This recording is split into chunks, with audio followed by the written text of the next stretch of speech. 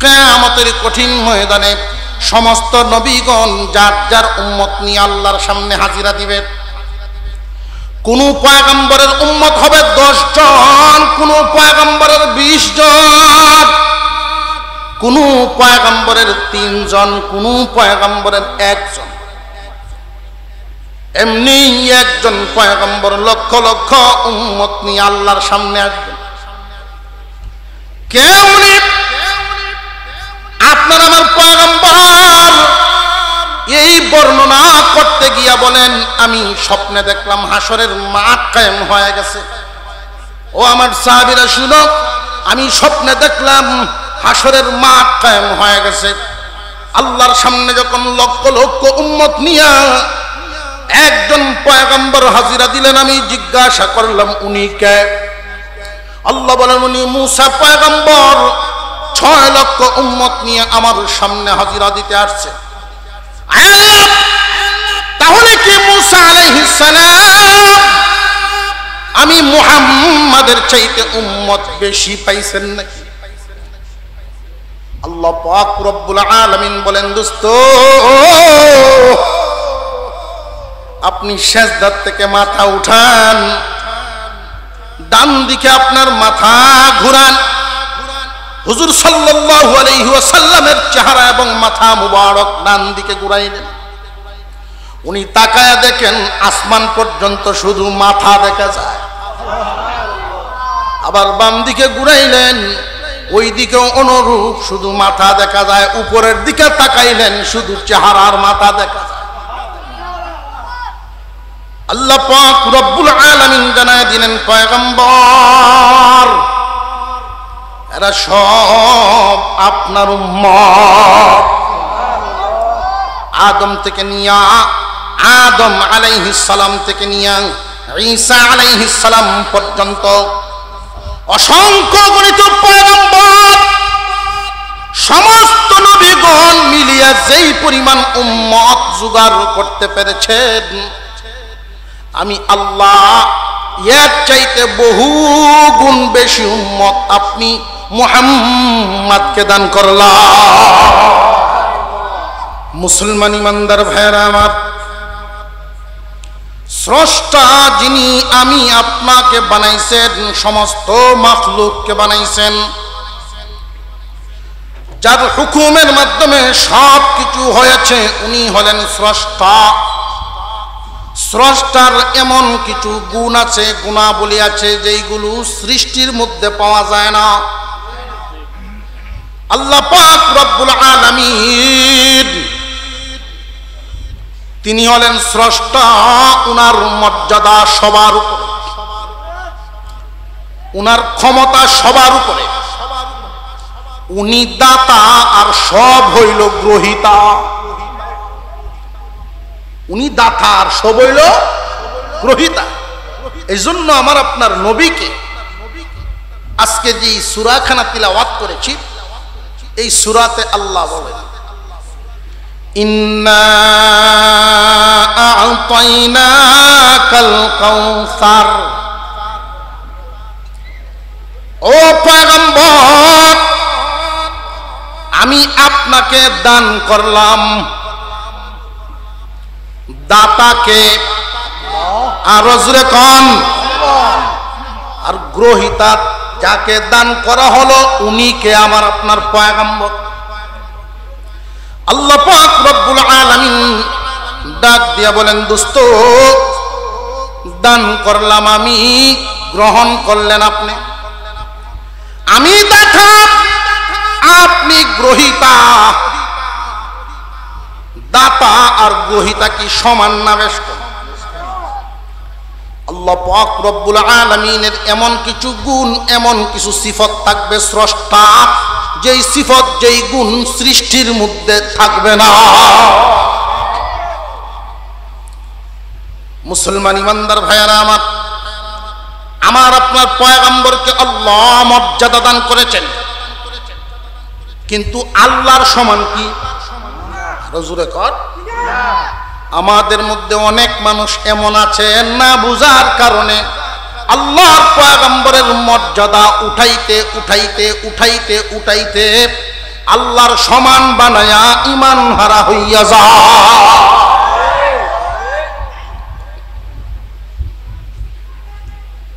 বিবিরে আদর করবেন ভালো কথা, বউরে আদর করবেন ভালো কথা। সোনা জান লক্ষ্মী সান যা ইচ্ছা ডাকেন, এই জন্য আম্মা ডাকবেন নাকি? কথা বুঝেন নাই? জায়গা বুঝে দিতে হইব না।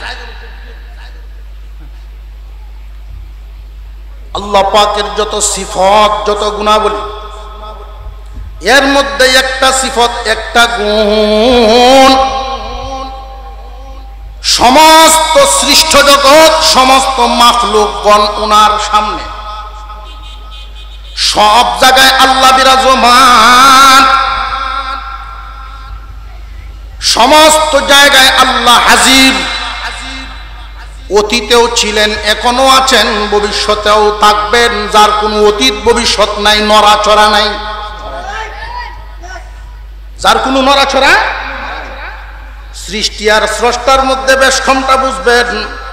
সৃষ্টির নড়াচড়া হয়, স্রষ্টার নড়াচড়া কি এমন কখনো যে আল্লাহ একটু আগে আসেন তখন দেখতেছি না দিক, এরকম কি গতকালকে ছিলেন বা আমরা আব্বার আমলে আসেন আর ইবার নাই, এরকম কি? এই জন্যই সৃষ্টি আর স্রষ্টা। আল্লাহর রসুলকে অনেকেই হাজির নাজির মনে করে ফেলে। আল্লাহর রসুলের মর্যাদা আমি একটা একটা করে আপনাদের সামনে পেশ করছি। মর্যাদা কি, নবীর সম্মান কতটুকু সমস্ত সৃষ্টি জগতের উপরে সমান না উপরে? আমার আপনার পয়গম্বরের মর্যাদা সমস্ত সৃষ্টি জগতের উপরে, কিন্তু স্রষ্টার নিচে। শয়তানে ধোঁকা দেয় যে নবীকে যত মানতে পারবে তোর মর্যাদা তত বাড়বে। আচ্ছা, এই যে ধোঁকা দিয়ে মানাইতে মানাইতে মানাইতে মানাইতে এমন মানানো মানায় ক্রস হয়ে যায়, বর্ডার ক্রস হইয়া ঈমান হারা হয়ে যায়। আরেকটা ভুল বিশ্বাস তারা লালন করেন, আলিমুল গায়ব, অতীত বর্তমান ভবিষ্যৎ সমস্ত ইলম, সমস্ত ইলমের জ্ঞান রাখেন একমাত্র আল্লাহ। সকল কিছু জানেন একমাত্র কে? আরো জোরে কোন? নবীগণের ইলম, নবীগণের ইলম খুব ভালো করে জেনে রাখবেন। নবীগণের ইলমের সীমারেখা আছে। আল্লাহর আকলের কি কোনো সীমারেখা আছে নাকি? আল্লাহ পাক রব্বুল আলামিন যাকে যেটা জানান উনি সেটা জানেন। আল্লাহ যা জানান সৃষ্টি তা জানেন, আল্লাহ যা জানান না কেউই তা জানে না।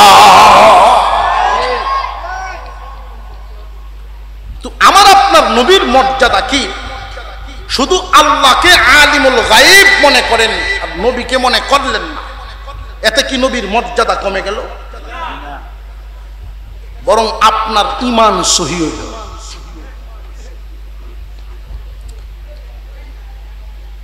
হুজুর আকরাম সাল্লাল্লাহু আলাইহি ওয়াসাল্লাম, আপনার আমার পয়গম্বর কি পরিমাণ নিয়ামত পাইলেন।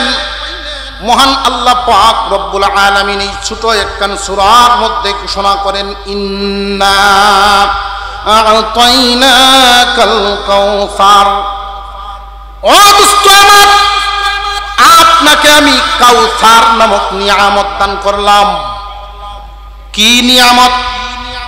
কাউসার নামক নিয়ামত, যেই নিয়ামত কোন পয়গম্বরকে দান করেন না। এই কাউসার নামক নিয়ামত, মামানাল কাউসার। কাউসার মানে কি? কাউসার অর্থ কি? মুফাসসিরিনে কেরাম কাউসারের অর্থ করেছেন প্রায় 26টা। কতটা?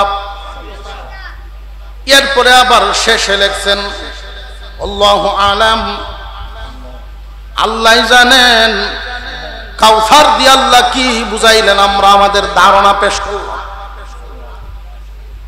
আল্লাহ পাক রব্বুল আলামিন আপনার আমার পয়গম্বরকে যত নিয়ামত দিয়েছেন, কাউসার নামক নিয়ামত এমন একটা নিয়ামত, যেই নিয়ামত কোনো পয়গম্বরকে দান করেন নাই। কোন সুবহান। কাউসারের একটা নিয়ামত, একটা অর্থ হলো, কাউসারের একটা অর্থ হলো, খুব ভালো করে মনে রাখবেন, কিয়ামতের কঠিন ময়দানে সমস্ত নবীগণ যার যার উম্মত নিয়ে আল্লাহর সামনে হাজিরা দিবেন।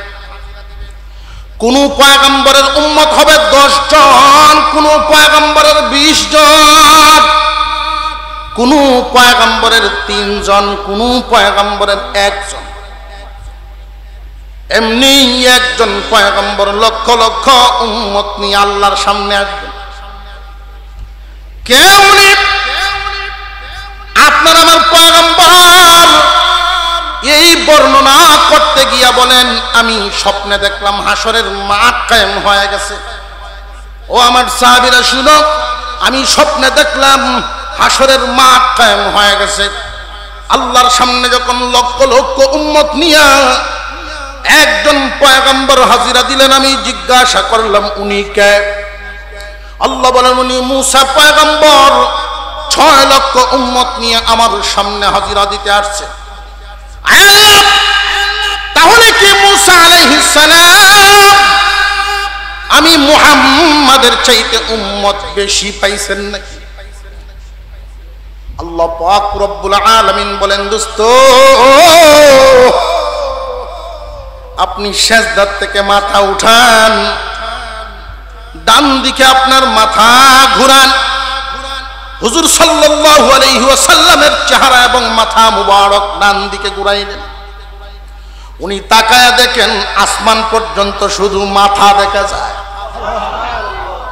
আবার বাম দিকে ঘুরাইলেন, ওই দিকেও অনুরূপ শুধু মাথা দেখা যায়। উপরের দিকে তাকাইলেন, শুধু চেহারার মাথা দেখা যায়। আল্লাহ পাক রব্বুল আলামিন জানায় দিলেন, পয়গম্বর এরা সব আপনার উম্মত। আদম থেকে নিয়া, আদম আলাইহিস সালাম থেকে নিয়া ঈসা আলাইহিস সালাম পর্যন্ত অসংখ্য গণিত পয়গম্বর, সমস্ত নবীগণ মিলিয়ে যেই পরিমাণ উম্মত জোগাড় করতে পেরেছেন, আমি আল্লাহ এর চাইতে বহু গুণ বেশি উম্মত আপনি মুহাম্মদকে দান করলাম। ইন্না আ'তাইনাকাল কাউসার, ও দোস্ত আমার, আমি আপনাকে কাউসার দান করলাম। কাউসারের একটা অর্থ হলো অধিক উম্মত, যেই নিয়ামত অন্য কোন পয়গম্বরের। ইন্না আ'তাইনাকাল কাউসার, ও দোস্ত আমার, আপনাকে আমি কাউসার দিলাম। কাউসারের আরেকটা অর্থ হলো কিয়ামতের কঠিন ময়দানে, যেই দিন মানুষের বুক ফেটে যাবে, পিপাসার জন্য গলা চৌচির হতে থাকবে, এক ফোঁটা পানির জন্য মানুষ এদিক ওদিক ছুটাছুটি করতে থাকবে। এই মুহূর্তে আল্লাহ পাক রব্বুল আলামিন আপনার আমার পয়গম্বরকে হাউজে কাউসার নামক একটা কুয়া দান করবেন। আল্লাহ পাক রব্বুল আলামিন এই কাউসার দিয়া কুয়াও বুঝায় দিলেন, দোস্ত কিয়ামতের কঠিন ময়দানে হাউজে কাউসারের মালিক হবেন আপনি। এই হাউজে কাউসার, হাউজে কাউসারের যেই পানি হবে দুনিয়ার পানির মতো না। দুনিয়ার পানির সাথে ওই পানির মিল নাই। ওই পানির সাধারণত 3টা গুণ বর্ণনা করা হয়েছে। 1 নাম্বার গুণ হলো দেখতে হবে দুধের চাইতে সাদা, খাইতে হবে মধুর চাইতে মিষ্টি, সুঘ্রাণ হবে মেশকে আম্বরের চাইতেও আরো বেশি। 1 গ্লাস পানি যদি ওই দিন কেউ পান করেন, আপনার আমার পয়গম্বর এক গ্লাস পানি যাকে দিবেন, এই পানি পান করার পরে জান্নাতে ঢোকার আগ পর্যন্ত পানির পিপাসা লাগবে না। সুবহানাল্লাহর আওয়াজ দিয়ে আস্তে আস্তে, আর একটু জোরে কন্যা সুবহানাল্লাহ। ওই পানি পান করতে রাজি আছেন তো ইনশাআল্লাহ? পান করতে রাজি আছেন তো ইনশাআল্লাহ? ওই পানি কারা কারা পান করতে পারবেন এই কথাটা কিন্তু এখান থেকে শুনে যেতে হবে। এটা এখানে রাখলাম যে হুজুর রাখলেন কেন? আপনারা আটকালে একটা কৌশল লাগবে না?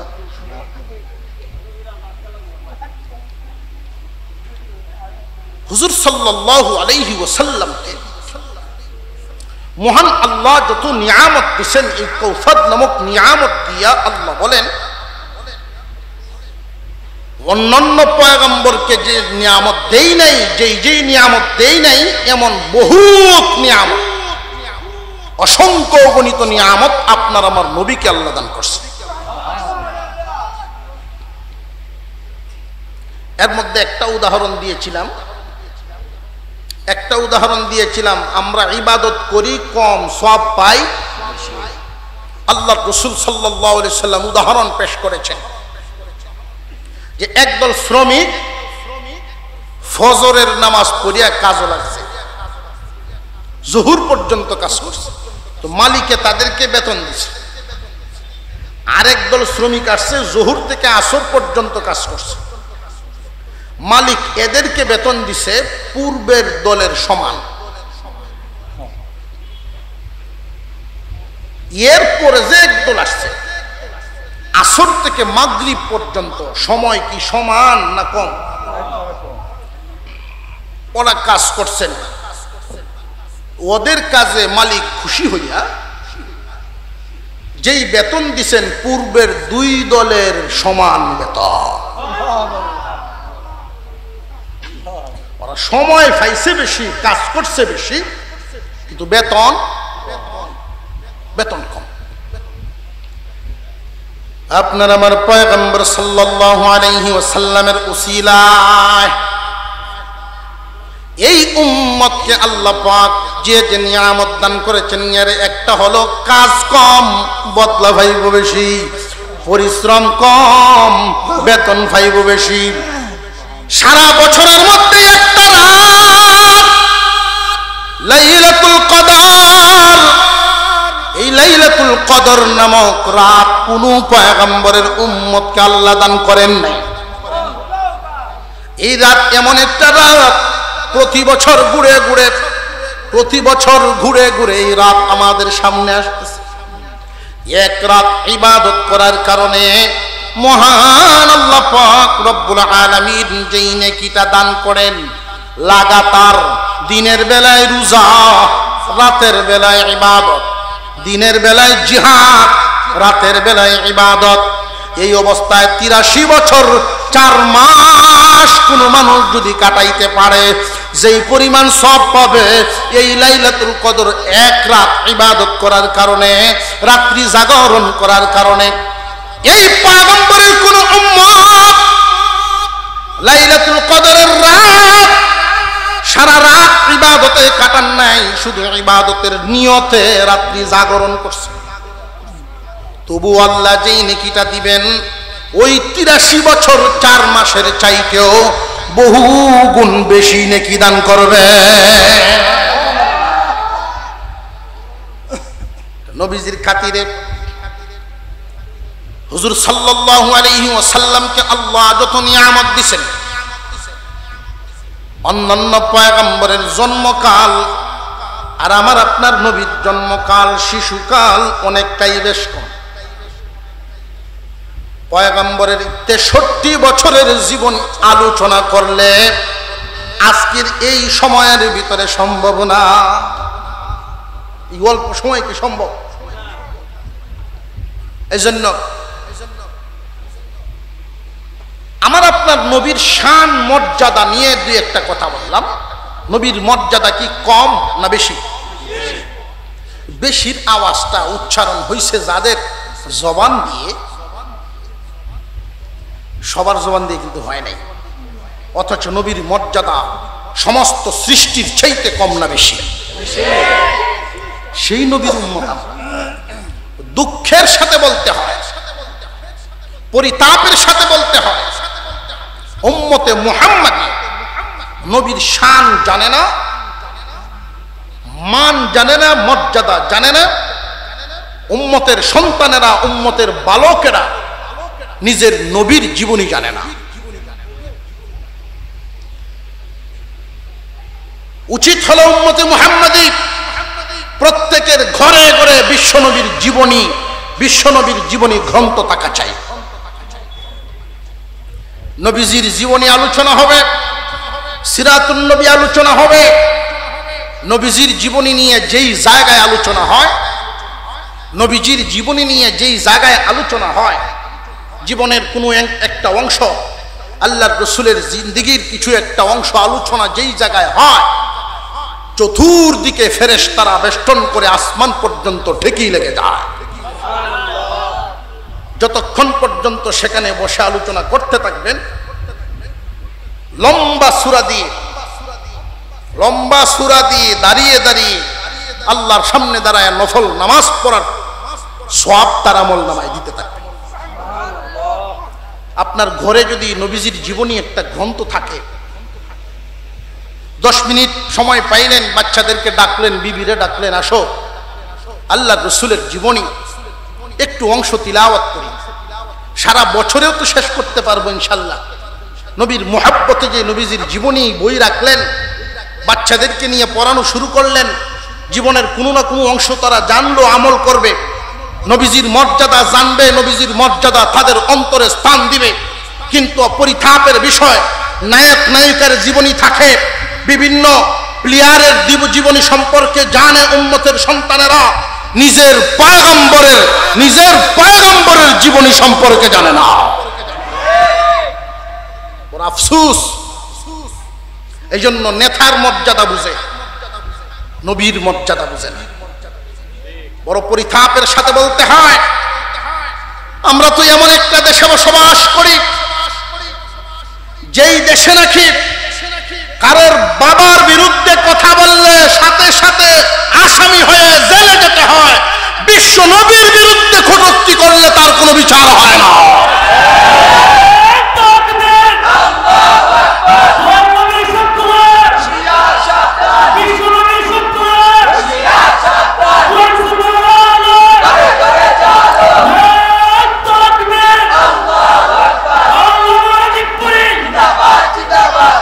হুজুর সাল্লাল্লাহু আলাইহি ওয়াসাল্লামের মান মর্যাদা নিয়ে, আল্লাহর রাসূলকে নিয়ে যদি কেউ কটূক্তি করে, আল্লাহর রাসূলকে নিয়ে যদি কেউ কটূক্তি করে, এখানে আমাদের ভিতরে কোনো ভেদাভেদ আর থাকবে না, সব এক হয়ে আমরা এক নবীর উম্মত। এই উম্মতেরা জমিনে বিচরণ করবে, আর এই জমিনে নবীর বিরুদ্ধে কথা হবে, এই মানুষটাকে জমিনে চলতে দেওয়া হবে না। এমন মনোভাব ভিতরে রাখা চাই। এটা হয় কেন? খুঁজে দেখবেন, ওইটাও কোনো মুসলমানের গোষ্ঠীতেই জন্ম নিচ্ছে। আফসোসের ব্যাপার, এটা হয় কেন? এই কথাগুলো বলার উদ্দেশ্য আমরা সাবধান হয়ে যাই। আল্লাহ যেন এমন না করেন যে আমাদের কোন সন্তানরা এই দলে দিয়ে ভর্তি হয়।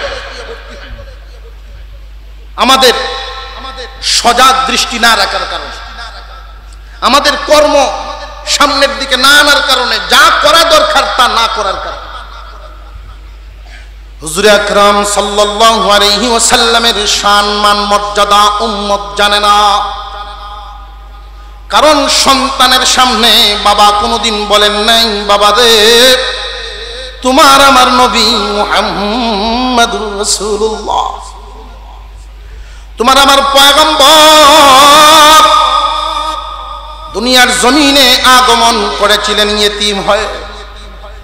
তোমার আমার নবীর জন্মের সময় এই এই ঘটনা জমিনে ঘটিয়াছিল। এই কথাগুলো যদি কোনো একটা শিশু তার বাবার জবান থেকে শুনতে পায়, কচি হৃদয়ের মধ্যেই কথাগুলো বসিয়া যাইব। কিন্তু আমরা সন্তান জন্ম দিলাম ঠিক, সন্তানের লালন পালন দায়িত্ব পালন করলাম না। সন্তানকে কোনোদিন শুনাই নেই, শুনাইতেই পারি নাই যে আমার নবীর মর্যাদা এত, আমার আপনার পয়গম্বরের মর্যাদা সমস্ত নবী না শুধু সমস্ত সৃষ্টির উপরে, সমস্ত সৃষ্টির উপরে, কিন্তু স্রষ্টার নিচে। এই কথাটা যখন বাবার জবান থেকে সন্তান শুনবে, তার হৃদয়ে বসাবে। কোন নাস্তিকের তালিম শুনে এই সন্তান ঈমান হারা হবে না, কারণ কচি হৃদয়ে বীজ বপন করা হয়েছে। কচি হৃদয়ে বীজ বপন করেছে, নবীর প্রেম ঢুকিয়ে দেওয়া হয়েছে। আমরা আমাদের সন্তানদেরকে খেয়াল করব, বিশ্ব নবীর জীবনী পড়াবো তো ইনশাল্লাহ। বড় দুঃখের সাথে বলতে হয়, আমাদের এই মুসলমান অধ্যুষিত দেশে নবীজির জীবনী যাও স্কুল কলেজ ভার্সিটিতে কিছুটা পড়ানো হইতো, প্রাইমারি বাচ্চাদেরকে কিছুটা পড়ানো হইতো সাহাবীদের জীবনী, নবী রাসূলদের জীবনী। কিন্তু এমন একটা দল এই দেশে বিচরণ করে গেছে, শাসন করে গেছে, বিভিন্ন জায়গার মধ্যে গুরুত্বপূর্ণ জায়গা, সিলেবাস পরিবর্তন করার জায়গা, সিলেবাস সংশোধন করার জায়গা, এমন এমন ব্যক্তিদেরকে তারা দিয়ে গেছে, শেষ পর্যন্ত মুসলমানের বাচ্চাদেরকে গরু তাদের দেবতা ওইটা পড়াইছে পর্যন্ত। তারা এমন ছিল না, ছিল না। জানিয়া রাখবেন, আল্লাহ ছাড় দেন, ছেড়ে দেন না। আল্লাহ ছাড় দেন, ছেড়ে দেন না। আমাদের শিক্ষা নেওয়া প্রয়োজন। তবে ইদানিং যা দেখতে পাচ্ছি, এই 15-17 বছর পর্যন্ত একদল রাক্ষসের মতো খাইলো, খায়া ভাগলো, আর আরেক দল যে উপবাস ছিল তারা কিন্তু পাগল হয়ে গেছে। কথা বুঝে আসতেছে? একদল খাইলো, আর একদল কি ছিল? উপবাস ছিল। এখন যদি এরা সুযোগ পায়, কি করতে পারে? যে হুজুর আগে ভাগে বলেন কেন? যে আগে ভাগে তো আমরা বলার দরকার নাই, এদের আচরণে আমাদেরকে বলায়া দেয়। আমি সাবধান করে দেই, আমরা সুন্দরভাবে চলেন, মানুষের জানমালের নিরাপত্তার পথে হাঁটেন, সুশৃঙ্খল পথে চলবেন, সুশৃঙ্খল থাকবেন, একজনকে সম্মান দিবেন, নিরাপত্তা দিবেন, আপনি নিরাপদে থাকবেন। আর যদি কারোর উপরে জুলুম করেন তাহলে পিছন থেকে শিক্ষা গ্রহণ করেন।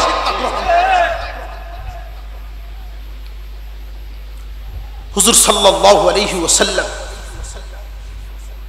ওনার এক চাচা ছিল আবু তালেব, নামটা শুনছেন তো? এত মুহাব্বত করতেন। আবু তালেব কোনো দিকে যাইতেন না বাতিজাকে একলা বাড়িতে রেখে। কেন? যদি চাচিয়ে তারে কষ্ট দেয়। সুবহানাল্লাহ কইতেন না? কত মুহাব্বত, যে আমি যে কাজে যাব, সফরে যাব, ব্যবসার কাজে যাব, আমার বাতিজারে যদি আমার বিবি কষ্ট দেয়। অনেক চাচি এমন আছে না নাই? বাদ দিব ঠিকই, হ্যাঁ, পরের উপরে খাওয়ান কি মজা লাগে। তো তার যাও ক্ষুধা আসি, ক্ষুধা শেষ, বাচ্চা হইলেও তো তার বুঝ শক্তি, হৃদয় তো আছে। আর এমন চাচিও আছে মার মতো আদর করে। আবু তালেবের বিবির ব্যাপারে আবু তালেব ধারণা করেছে যে আমার এই এতিম বাতিজা, নরম হৃদয়ের বাতিজা, এত ভালো বাতিজা, আমার বিবির কাছে যদি কোনো আঘাত পায় সাথে রাখতেন। এতিম অবস্থায় ছিল। এখানে আমার আপনার একটা প্রশ্ন জাগে, নবীর মর্যাদা স্রষ্টার নিচে, সমস্ত সৃষ্টির উপরে, এবং উনার এক টাইটেল হলো হাবিবুল্লাহ। কি টাইটেল? হাবিবুল্লাহ। এই হাবিবুল্লাহ টাইটেল অন্য কোন পয়গম্বরের নাই। হাবিবুল্লাহ শব্দের অর্থ আল্লাহর বন্ধু। আল্লাহর বন্ধু হওয়ার মতো টাইটেল আরো নবীগণের ছিল, যেমন খলিলুল্লাহ। খলিলুল্লাহ অর্থ আল্লাহর বন্ধু, কিন্তু দুই অর্থে আসমান জমিন ব্যবধান। খলিলুল্লাহ এমন বন্ধুকে বলা হয় যেই বন্ধু আল্লাহকে খুশি করার জন্য আগুনে ঝাঁপ দিছে। এমন বন্ধু আল্লাহকে খুশি করার জন্য নিজের সন্তান স্ত্রীকে নির্বাসন দিলেন। আল্লাহকে খুশি করার জন্য নিজের হাতে নিজের সন্তানের গলায় ছুরি চালায়া দিলেন। আল্লাহ পাক রব্বুল আলামিন বলেন, হাবিব খলিল, খলিলুল্লাহ, আল্লাহর খলিলে পরিণত হলেন, আল্লাহর বন্ধু হয়ে গেলেন। আল্লাহর জন্য উনি সব করতে পারেন, উনি খলিলুল্লাহ। আর হাবিবুল্লাহ এমন এক বন্ধুর নাম, হাবিবুল্লাহ এমন এক বন্ধুর নাম যেই বন্ধুকে খুশি করার জন্য আল্লাহ সব করেন। হাবিবুল্লাহ এমন এক বন্ধুর নাম, বন্ধু যেখানে আল্লাহর রহমত সেখানে। দুই একটা কথা না বললে আমার আপনার পয়গম্বরের জন্মের সময়ের হালতটা আবু তালিবে বর্ণনা করে, মুহাম্মদ আমি তোমার এত মোহাব্বত কেন করি জানো নি? এমনি তোমারে আমি ভালোবাসি তা নয়, মক্কার অন্যান্য শিশুরা আর তোমার মধ্যে অনেক বেশ কম। ও মুহাম্মদ, তুমি যখন মার গর্ভে ছিলা, তোমার মার গর্ভধারণ আর অন্যান্য মহিলাদের গর্ভধারণ বেশ কম ছিল। কেমন জানি মুহাম্মদ? না চাচা জানি না, আপনি একটু বলেন আমি শুনি। তুমি যখন তোমার মার গর্ভে, অন্যান্য মহিলারা সাধারণত বাচ্চা যখন পেটে ধারণ করেন বোঝা যায় পেট একটু উঁচু হয়ে যায়, কিন্তু তোমার মা আমিনা তোমাকে গর্ভে ধারণ করেছেন একজন সাধারণ মানুষ দেখলে বুঝার কোনো ক্ষমতাই নাই, বুঝতেই পারবে না যে তোমার মা গর্ভবতী মহিলা। জমজম কুয়ার পানি উঠাইবার জন্য মক্কা নগরীর মহিলারা লম্বা রশি লাগাইয়া বালতি ফেলাইয়া পানি উঠাইতেন। ও মুহাম্মদ জাননি তোমার মার বেলায় কি হইত? না চাচা জানি না। আমিনা যখন কুয়ার কাছে যাইত, জমজমের কাছে গিয়ে যখন আমিনা দাঁড়াইত, সাথে সাথে নিচের স্তরের পানি উপরে উঠা শুরু হয়ে যেত। মক্কার মহিলারা বলতেন, আমিনা বোন তুমি একটু দাঁড়াও, আমরা আরামে পানিটা নিয়ে নেই, তুমি তাকো যতক্ষণ, পানিও উপরে ভাসিয়া থাকে ততক্ষণ। মুহাম্মদ তোমারে যে আমি আদর করি এমনি না, এমন কিছু বিষয় আমি দেখছি যেগুলো অন্য কেউ দেখে নাই, কারোর বেলা ঘটে নাই। সাধারণত যখন সন্তান জন্মগ্রহণ করেন 9 মাস 10 দিন পর্যন্ত মার গর্ভে আটকে থাকা জমে থাকা রক্ত পানি যখন একসাথে প্রবাহিত হতে থাকে, একসাথে যখন বের হয় প্রচন্ড দুর্গন্ধ হয়, যেটা সহ্য করার মতো না। কি ধরনের দুর্গন্ধ? পাশে যে সমস্ত মহিলারা থাকেন তারা বুঝতে পারেন, খুব বিচ্ছিরি এক দুর্গন্ধ হয়। কিন্তু মুহাম্মদ তোমার জন্মের অবস্থাটা ছিল ভিন্ন। বাবা রে, তোমার চাচিও সেখানে দরজায় দাঁড়ান। তুমি যখন ভূমিষ্ঠ হও, তোমার জন্মের বেলায় যেই সুঘ্রাণ বেরিয়েছিল সেই সুঘ্রাণ শুধু তোমার গড়েই সীমাবদ্ধ থাকে নাই। আমি আবু তালেব দূর থেকে দাঁড়িয়ে সুঘ্রাণ পাইলাম। দুনিয়ার কোন বাজারের কোন সুঘ্রাণের সাথে মিল নাই, কোন আপরের সাথে মিল নাই। আমি ধারণা করলাম এই সুঘ্রাণ বুঝি খানায় কাবার চত্বরের বাড়িঘরের মধ্যেই সীমাবদ্ধ থাকবে, দূরে কোথাও যাবে না। কিন্তু মুহাম্মদ খানায় কাবার আশপাশের বাড়িঘর নয়, সারা মক্কা নগরীর ঘরে ঘরে সুঘ্রাণ পৌঁছে গেছে। সবে সাদিকের ওই সময়ের সেই দিনের গ্রাম শুধু মক্কায় সীমাবদ্ধ থাকে নাই, তামাম দুনিয়ার কোনায় কোনায় পৌঁছা শুরু হয়ে গেছে। অনেক সিরিয়ার কাফেলাদেরকে জিজ্ঞাসা করেছেন, অনেকেই স্বীকারোক্তি দিয়েছেন ওই দিনের আবহাওয়া, ওই দিনের শুভে সাদিকের সুঘ্রাণ দুনিয়ার কোথাও আর খুঁজে পাই না। হুজুর আকরাম সাল্লাল্লাহু আলাইহি ওয়াসাল্লাম মা আমিনার কোলে আছেন ইয়েতিম মুহাম্মদ। মনের ভিতরে প্রশ্ন জাগে, আল্লাহর দুস্থ যিনি হাবিবুল্লাহ, ওনারে আল্লাহ ইয়েতিম বানায় দুনিয়ায় কেন পাঠাইলেন? জানিয়ে রাখবেন, আল্লাহ যাকে যেই পুরস্কার দিবেন, আল্লাহ পাক যাকে যেই নিয়ামত দিবেন, এর আগে তার কাছ থেকে পরীক্ষায় ফেলায় দেন, পরীক্ষা নেন, তারে কষ্ট দেন, এরপরে পুরস্কার দেন। আপনার আমার পয়গম্বর মা আমিনার কুলে মক্কাবাসীদের তৎকালীন রেওয়াজ ছিল মক্কার শিশুদেরকে বিভিন্ন গ্রামে পয়সার বিনিময়ে দুধ পান করানো।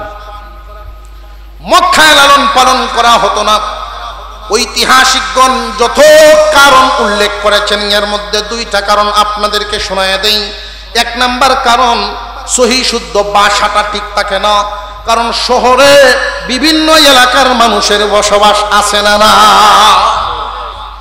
ভাষা উলট পালট হয়ে যায়। দুই নাম্বার, শহরের আবহাওয়া আর গ্রামের আবহাওয়ায় বেশ কম আছে না নাই? শহরের আবহাওয়ার চাইতে গ্রামের আবহাওয়া অনেক বিশুদ্ধ। আপনার আমার পয়গম্বর শিশু মুহাম্মদ সাল্লাল্লাহু আলাইহি ওয়াসাল্লামকে কুলে নিয়া মা আমিনা মক্কার বাজারের কোনায় গিয়া দাঁড়াইছে। কারণ অন্যান্য নারীদের মতো তো বাজারের মাঝখানে ঠেলে টুইলে সামনে যাবেন না, কারণ উনি মুহাম্মাদুর রাসূলুল্লাহর মা। সাথে একটা মহিলা কর্মচারী বাদী উম্মে আইমান, এই বাদীকে সাথে নিয়ে বাজারের কোনায় দাঁড়ায় রয়েছে। কে যায় সেখানে? আর মক্কার অন্যান্য ছোট ছোট শিশুদেরকে মা বাবা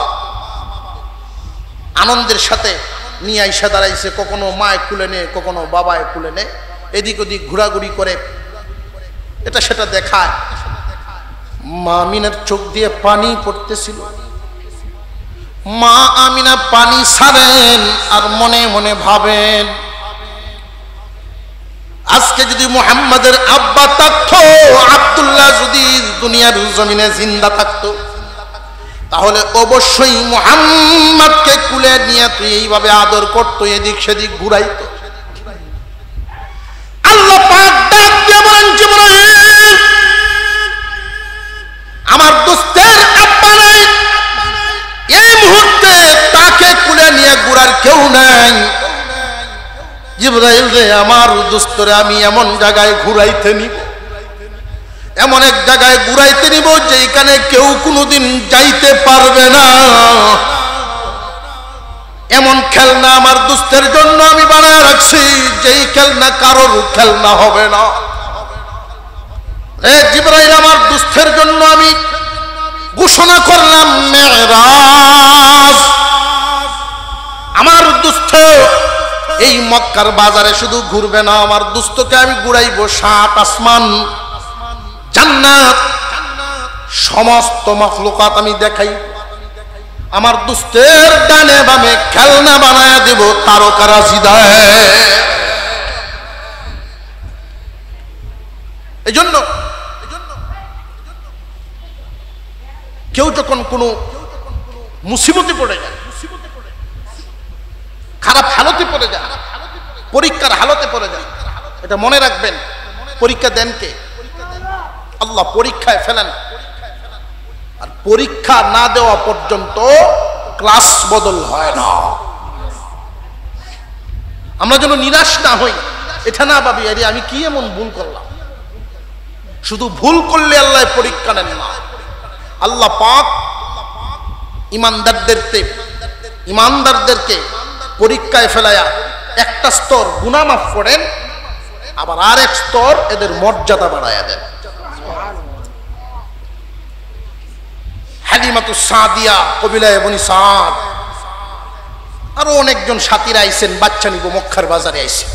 আপনাদের অসুবিধা হইতেছে? অসুবিধা হইতেছে না? হইতেছে, নার আওয়াজে বোঝা যায়। আপনাদের সামনে আমাদের আজকের যিনি মধ্যমণি, সুললিত কণ্ঠের অধিকারী, তিনি উপস্থিত আছেন। উনি আসার আগ পর্যন্তই আমি আপনাদের সামনে কিছু কথা শোনাচ্ছি। হালিমাতুস সাদিয়া, এখানেও একটা প্রশ্ন, মক্কায় এত মহিলা থাকতে আল্লাহর হাবিবকে লালন পালনের দায়িত্ব আল্লাহ হালিমাতুস সাদিয়াকে কেন দিলেন? তাকে কেন নির্বাচন করলেন? আরো মহিলা ছিল না? হালিমাতুস সাদিয়ার ভাগ্যে কেমনে গেল? অর্থটা বুঝেন। হালিমাতুস সাদিয়া, হালিমা সাদিয়া, সাদিয়া ভাগ্যবতী। নবীজিকে যেহেতু লালন পালন করতে পারছে, এর চেয়ে ভাগ্য আর কি হইতে পারে? তার মূল নাম হালিমা। হালিমা শব্দের অর্থই হলো সহনশীলা নারী। সহনশীলা নারী। মহিলারা বাচ্চাদেরকে লালন পালন করে, সবার লালন পালনের পদ্ধতি একরকম না। আরেকটু জোরে কর। কেউ আছে দেখবেন বাচ্চাকে চারটা খাওয়ানোর জন্য প্লেট নিয়ে পিছনে পিছনে দৌড়াইতেছে, ও বাবা শোনা একটা লুকমা খাইলাও। এভাবে ঘুরতে ঘুরতে এক রুম থেকে আরেক রুমে যায়, ঘর থেকে সামনের বারান্দা যায়, ওইখান থেকে আবার উঠানে যায়, ঘুরতেই আছে ঘুরতেই আছে। আছে না নাই? আবার এমন মহিলাও আছে খাইলে কা, আছে না নাই? যদি একটু আওয়াজ দেয় বাচ্চায়, এমন এক সোর মাইকে বলে, তো বাচ্চা তো দাঁতি লেগে গেছে শিক্ষা দিয়ে। তো বাচ্চার বাপে যদি আরেক রুম থেকে বাচ্চাটা মারে, যদি তুমি কথা কইবা তা আইতাম আমি না, তুই নইতা। এমন মহিলাও আছে না নাই? আল্লাহ পাক আপনার আমার পয়গম্বরকে, বিশ্ব নবীকে লালিত পালিত করবেন এমন একজন মহিলার দ্বারা, যেই মহিলার মেজাজ হবে সহনশীলা। আর একটু জোরে কন্যা সুবহানাল্লাহ। আলম ইয়াজিদকা ইয়াতীমান ফাআওয়া,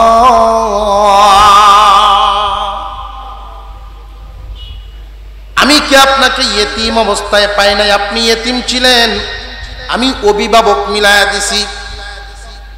আল্লাহর হাবিব যেই জায়গায়, আল্লাহর রহমত সেই জায়গায়। আল্লাহর হাবিব যেই জায়গায়, আল্লাহর রহমত সেই জায়গায়। হাবিব মা আমিনার কুলে বাজারের কোনায় দাঁড়ায় রয়েছে। হালিমাতুস সাদিয়া বাজারে ঢুকছেন, এমনি ওনার চোখ গেল বাজারের কোনায়। হালিমাতুস সাদিয়ার চোখে ভাসতেছে কে যেন পূর্ণিমার চাঁদ কুলে নিয়ে বাজারে দাঁড়াইছে।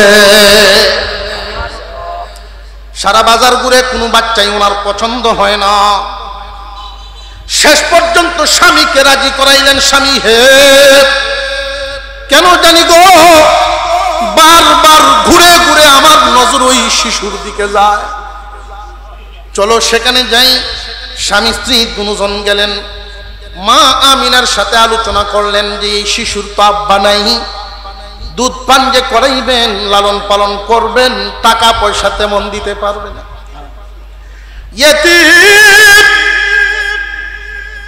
ইয়েতিমের লালন পালন করবেন, যা পারি আমি দিব। হালিমাতুস সাদিয়া বলে, আমি না চিন্তা করো না, চিন্তার কোনো কারণ নাই, দাও আমার কোলে উঠায়া দাও, আমি নিলাম। এটা তোমারে সান্ত্বনা দেওয়ার জন্য বলি, তোমার মনের ভিতরে যেন কোনো ভয় না ঢুকে একটা কথা শোনায় দেই, টাকা পয়সা যদিও তুমি কম দিবা, আমি এই শিশুর যত্ন কিন্তু কম করব না। আলাম ইয়াজিদকা ইয়াতীমান ফাআওয়া, আপনি এতিম ছিলেন, আমি অভিভাবক জায়গায় জায়গায় জায়গায় জায়গায় বানায় রাখছি, যেই আপনারে দেখে আপনার প্রতি দরদি হইয়া যা। স্বামী স্ত্রী দুজন উঠের উপরে সোয়ার, স্বামী সামনে স্ত্রী পিছনে, উঠ তো উঠেও না সামনেও যায়, পড়ছে না এক বেকায়দায়। কি ব্যাপার, কি করা? তাহলে পার্শ্ব পাল্টায় দেখি, আমি পিছনে চলে যাই, তুমি মুহাম্মদকে নিয়ে সামনে চলে আসো।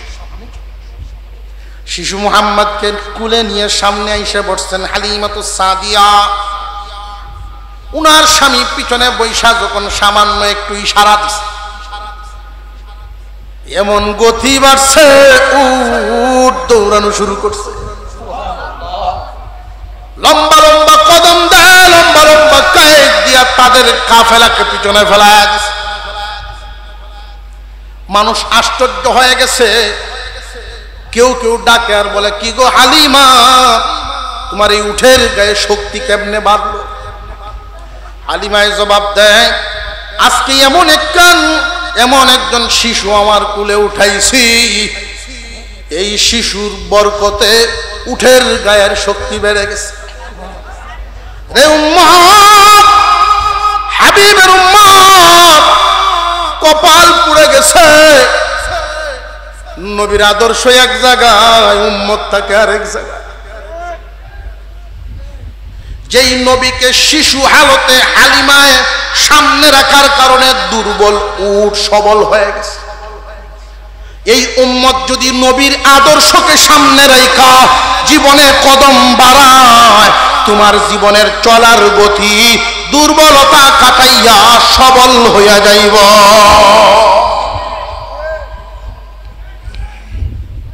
তুমিও জীবনে চলার গতিতে অনেক উন্নতি লাভ করতে পারবা, নবীর আদর্শকে সামনে রাখতে পারবে। হালিমাতুস সাদিয়া পৌঁছে গেলেন বাড়িতে। তো প্রতিদিন সকালবেলায় ওনার স্বামী বকরি ভেড়া যেগুলো দুধ দেয়, দুধ লয়, দহন করে। তো মালিকের তো একটা অনুমান আছে কতটুকু দুধ পাওয়া যায়, এই অনুমান অনুযায়ী এই পাত্র লইয়া যায়। এই পাত্রটা নিয়ে যখন ঘরে ঢুকছেন, গিয়ে দেখেন বকরি বেড়ার যে উলানগুলো অন্য দিনের তুলনায় একটু বড় বড় লাগে। আল্লাহর হাবিব যেখানে, আল্লাহর রহমত সেখানে। দুধ দহন করছেন, অর্ধেকও শেষ হয়েছে না, পাত্র ভরে গেছে। দৌড়ে লয়ে গেছে করো, হালিমা কি হয়েছে? পাত্র আর একটা দেও। কই অন্যদিন তো একটা ওই বড়ে না। হালিমা গো, তুমি কি ভুলে গেছো আল্লাহর রহমত নাজিল হয়ে গেছে? এই শিশু মুহাম্মাদের উসিলায়, শিশু মুহাম্মাদের উসিলায় আল্লাহর রহমত নাজিল হয়ে গেছে। রে হালিমা, আমি তোমারে হুকুম দেই, এই মুহাম্মাদের যত্ন তুমি যত বাড়ায়া দাও, আল্লাহর রহমত তত বাড়বে। আলাম ইয়াজিদকা ইয়াতীমান ফাআওয়া, আপনি ইতিম কিন্তু ছেড়ে দেই নাই, ইতিম অবস্থায় আমার রহমত দিয়া ডাইকা রাখছি। আপনি যেখানে রহমত, সেখানে যেন আপনার আদর কদর বাড়ে। সুবহানাল্লাহ। এইভাবে দিন যাইতে যাইতে সময়, নির্ধারিত সময় শেষ হয়ে গেছে। হালিমায় আর রাখতে পারবো না। আমিনার বাচ্চা আমিনাকে দিয়ে আসতে, হালিমাতুস সাদিয়া বৈশা বৈশা কান্দে, গাছের তলে বইয়া কান্দেন, পাতের বইয়া বইয়া কান্দেন। কেউ যদি জিজ্ঞাসা তুমি কেন কান্দো? কান্দি, জীবনে কত শিশু লালন পালন করলাম, এত মায়া লাগে নাই। জীবনে কত শিশু লালন পালন করলাম, এত মায়া লাগে নাই। আমি এই মুহাম্মদকে যতদিন দুধ পান করাইছি, কোনদিন আমার দুনো দুধ পান করে নাই। তার সাইটের দুধ সে পান করত, অপর সাইটে কোনদিন সে গিয়া পান করতো না, তার ভাইয়ের জন্য রাইখা দিত। ইনসাফওয়ালা নবীর উম্মত আমরা, ইনসাফওয়ালা নবীর উম্মত আমরা, দামি নবীর দামি উম্মত। আফসোস হলো দামি উম্মত হইয়া কম দামা কাজ করে।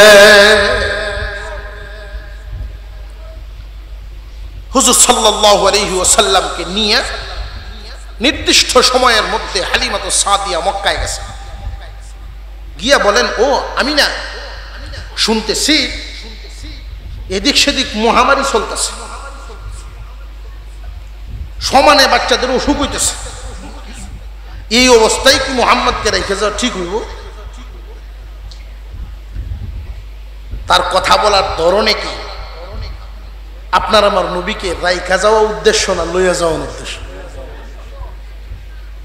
যদিও পেটে ধারণ করেন নাই, শুধু লালন পালন করছেন, মোহব্বত কমছে না বাড়ছে।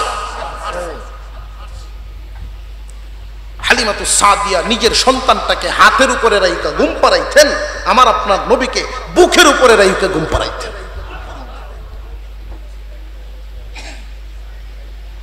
আমিনারে বুঝাইছেন, বুঝাইয়া উনি আবার ফিরে নিয়ে পড়ছে। কি খুশি হালিমাতু সাদিয়া, খুশি। স্বামী বলতেছেন, ঠিক আছে তুমি খুশি থাকলেই আমি খুশি, নইলে তো আমার সকল তো আওলা। একদিন এক অলৌকিক ঘটনা ঘটে গেছে। কি ঘটনা? হালিমাতু সাদিয়ার 10-12 বছরের একটা মেয়ে ছিল। ওই মেয়েটাও আমার আপনার নবীকে খুব ভালোবাসত। ওনার বয়স তখন ছিল 4 বছর। 12 বছরের মেয়েটা 4 বছরের দুধ ভাই শিশু মুহাম্মদকে কাছে কাছে রাখতো, খুব আদর করত।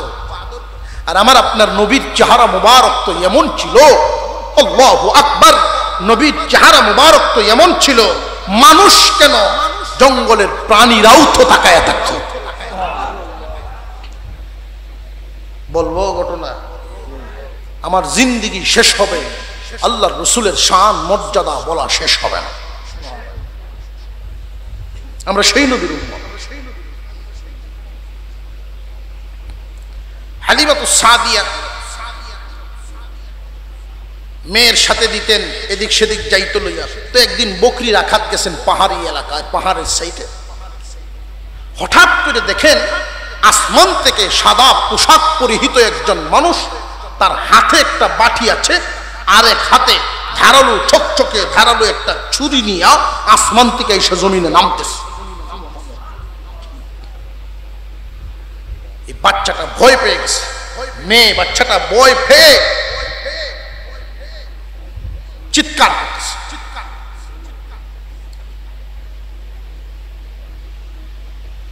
আসমান থেকে যিনি আসছেন উনি আর কেউ নন, জিবরাইল আলাইহিস সালাম। আমার আপনার নবীকে জমিনে শোয়াইলেন, ওপেন হার্ট সার্জারি যেটাকে বলে, সুজা গলার উপরি, গলার নিচ অংশ, বুকের উপর অংশ, এখান থেকে নিয়ে একদম নাভির উপর পর্যন্ত পুরোটাই চিরে ফেলছে। ভিতর থেকে যা যা আল্লাহর হুকুম ছিল সব ধুয়ে ফেলছে। ধুয়ে আবার ভিতরে ঢুকিয়ে আবার লাগাই দিচ্ছেন। যেইভাবে আগে কোনো দাগ ছিল না, এইভাবে কোনো দাগ নাই। যখন জমিনে ফেলায় অপারেশন চলতেছে, হালিমাতু সাদিয়ার মেয়ে চিল্লায় বাড়িতে গেছে, আম্মা সর্বনাশ হয়ে গেছে, আম্মা ভাই মুহাম্মদকে কে যেন জমিনে ফেলায় বুক ছিঁড়ে ফেলছে। হালিমাতু সাদিয়া কান্দেন আর দৌড়ান, কান্দেন আর দৌড়ান, কে গো এই শিশুর উপরে এমন কাজ করতেছো, এমন অত্যাচার করতেছো, সাবধান, মুহাম্মাদের কোনো ক্ষতি কইরো না, আমার এই শিশুটার আব্বা নাই। ইতিম মুহাম্মদ হালিমা কান্দেন আর দৌড়ান পাহাড়ের দিকে গিয়া দেখেন উনি দাঁড়ায় আছেন, রক্তের কোনো ছাপ নাই, একটু কাঁপতেছেন, ভয়ে একটু থরথর করে কাঁপতেছেন। হালিমা তো সাদিয়া গিয়া জড়ায়া ধরলেন, বাবা মুহাম্মদ কে আসছিল যে আমি কিছুই বলতে পারি না, শুধু দেখলাম সাদা পোশাক পরা একজন মানুষ, যখন আমার সামনে আইসা আমার হাত লাগাইছেন আমি আর কিছুই বলতে পারি না। উনি জিবরাইল আলাইহিস সালাম, 4 বছর বয়সের সময় আমার আপনার পয়গম্বরের একবার শক্তে সাদার সিনা সাফ হয়ে গেছে। দুনিয়ার খেলাধুলার কোনো আকর্ষণ যেন এই অন্তরে আর না ঢুকে।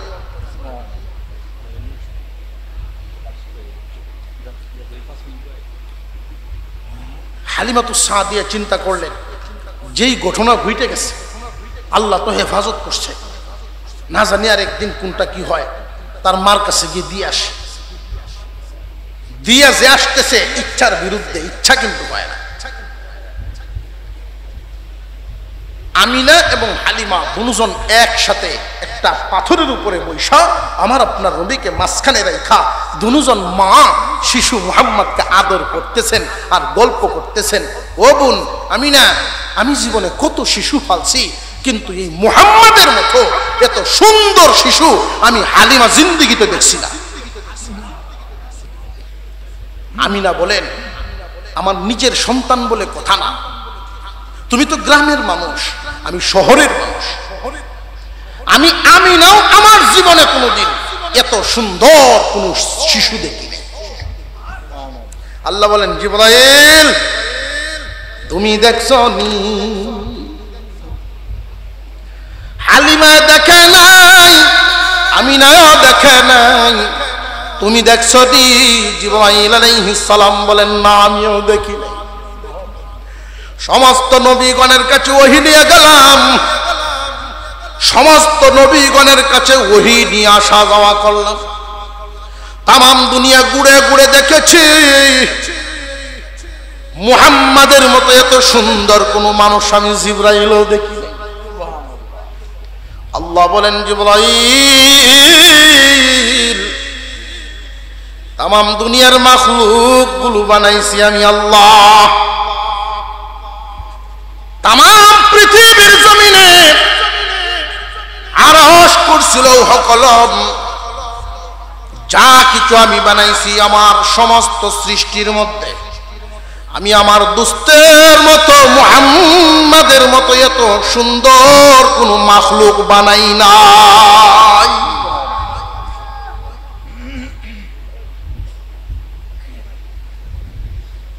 6 বছর বয়সের সময় ওনার আম্মাও মারা গেলেন। দাদার দয়া মায়া আরো বাড়ছে। আব্দুল মুত্তালিব সাথে রাখেন, ছেলেটাও নাই, বৌমা ছিল ওইটাও মারা গেল। আল্লাহ আল্লাহ, নাতির প্রতি দরদ কি কম না বাড়বো। আব্দুল্লাহ মারা গেছেন, আমিনাও মারা গেছেন, আমার ভাই মুহাম্মদকে রেখে গেছে। 8 বছর বয়স, 6 থেকে 8 বছর বয়স পর্যন্ত এই 2টা বছর দাদার ছায়াতলে ছিলেন। দাদাই আদর করছেন, সাথে নিয়ে ঘুম পাড়াইতেন, খানা ফিনা দিতেন, যা লাগতো দিতেন। দাদাও মারা গেলেন। শিশু মুহাম্মদ অসহায়, 8 বছর বয়স। ওই সময় আবু তালেব চাচা, আরো তো চাচা ছিল না, ছিল না? ভাতিজার প্রতি সব চাচাদের দয়া মায়া সমান হয় না, বেশ কম আছে। আর কলজাই যেহেতু বেশ কম, হইতেই তো পারে। আবু তালিবের যেই দয়া মায়া, আবু তালেব 8 বছর থেকে 12 বছর পর্যন্ত এই 4 বছর ভাতিজাকে লালন পালন করেছেন, পাশে পাশে পাখের নিচে রাখছেন, কখনো খালি বাড়িতে রেখে যান নাই যদি তার চাচির দ্বারা আক্রান্ত হয়। শেষ পর্যন্ত লম্বা ঘটনা, উনি নিয়ে গেলেন খাদিজাতুল কুবরা রাদিয়াল্লাহু আনহার বাড়ি।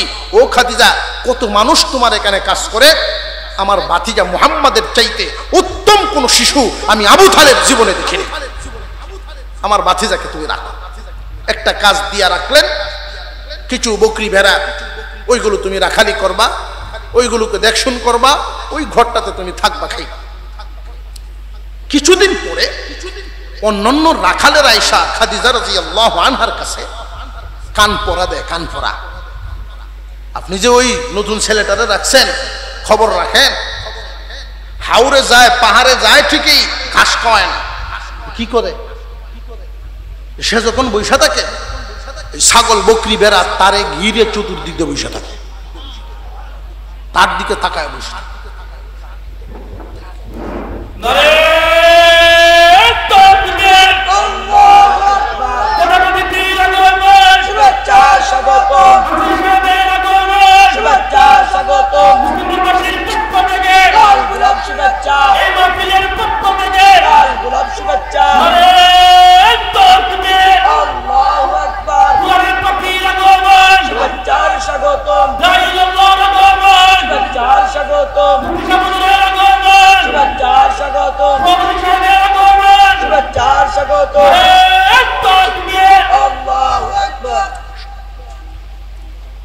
আমরা বলি আলহামদুলিল্লাহ। আপনাদের অসুবিধা হইতেছে না তো? হুজুর সাল্লাল্লাহু আলাইহি ওয়াসাল্লামের মুহাব্বতে ইনশাআল্লাহ আমরা আখিরি মুনাজাত পর্যন্ত থাকতে রাজি আছি তো ইনশাআল্লাহ। যদি আপনারা খুশানি শুরু করি তো বুঝাইতেন না। আলহামদুলিল্লাহ। হযরত যেহেতু আয়েশা গেছেন এখানে, এখন আর যাইবেন কই? এখন তো আর আপনারা যাইতে পারবেন না। হুজুর সাল্লাল্লাহু আলাইহি ওয়াসাল্লাম ছাগল রাখালি করে। খাদিজা বিচার শুনছেন, ঠিক শুনে সিদ্ধান্ত নিলেন কি করা যায়। গভীর রাত্রে দুইজন বাদী সাথে নিলেন, একটা রাখালকে সাথে নিলেন। গভীর রাত্রে মিঠি মিঠি আলু নিয়ে রাখালদের ঘর ঘর ঘুরতেছেন। লও, যেই রিপোর্ট পাইলাম, আমার এই নতুন যে ছেলে রাখলাম সে নাকি বকরি বেড়ার কোনো যত্ন নেয় না, ঘাস খাওয়ায় না, একটু হালতটা দেখে আসি। যত রাখালের ছাগলের ঘর পার হইছেন, ছাগলের ঘরে তো ঢুকা যায় না। যেই ঘরে ছাগল থাকে এইখানে একটা সেন্ট আছে না নাই? ছাগলের পেশাব হয় কিনা সেন্ট আছে না? দুর্গন্ধে ঢুকা যায় না। কিন্তু আশ্চর্য ব্যাপার হলো মুহাম্মাদুর রাসূলুল্লাহ সাল্লাল্লাহু আলাইহি ওয়াসাল্লাম শিশু মুহাম্মদ যেই ছাগল বকরি বেড়া লালন পালন করে, অন্যান্য ছাগল বেড়ার মতো না, ওই ঘর থেকে কোনো দুর্গন্ধ আসে না। উনি আশ্চর্য হয়ে তাকায় আছেন, সামনের দিকে আগাইতেছেন। এই ঘর থেকে দুর্গন্ধ নাই, তাহলে তো ভিতরে ঢুকাই যায়। ভিতরে ঢুকলেন, ছাগল বকরি বেড়ার চেহারার দিকে তাকায় খাদিজাতুল কুবরা আশ্চর্য হয়ে গেছে। এত সুন্দর, এত মায়া মায়া লাগে ছাগল বকরি বেড়া।